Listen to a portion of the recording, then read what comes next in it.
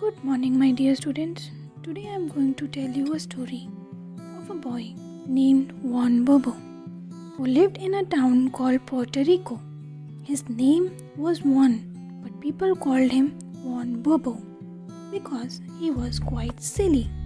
One day, Juan Bobo's mother invited her friends for dinner.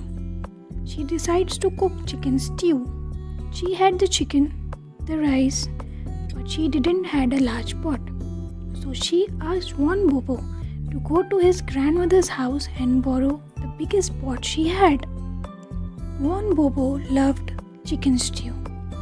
When he reached his grandmother's house, he went straight to the cupboard where she kept the pot.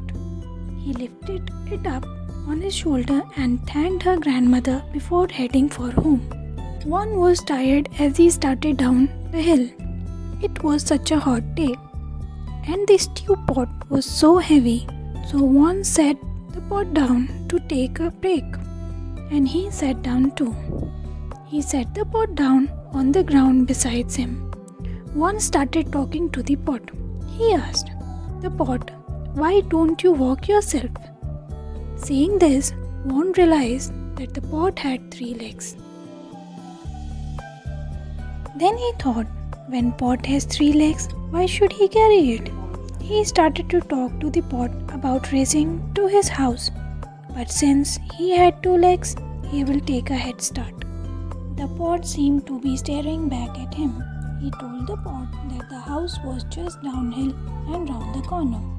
He was sure it understood his directions, and he began to race towards home.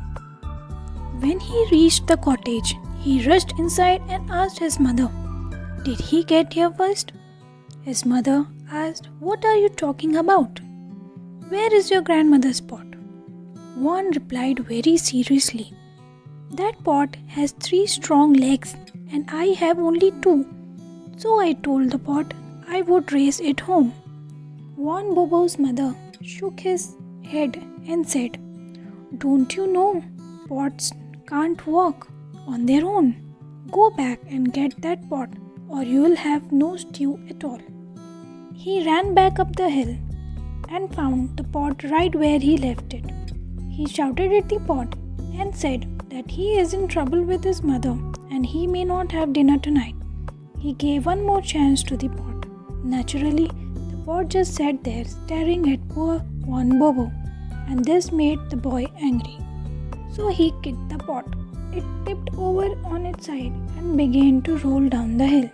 Juan Bobo was overjoyed that at last the pot was on its way home. He was very happy that night as he ate the delicious chicken stew his mother had cooked inside that pot. In the morning, his mother asked him to take back the pot to his grandmother's house. Juan Bobo's heart was kind.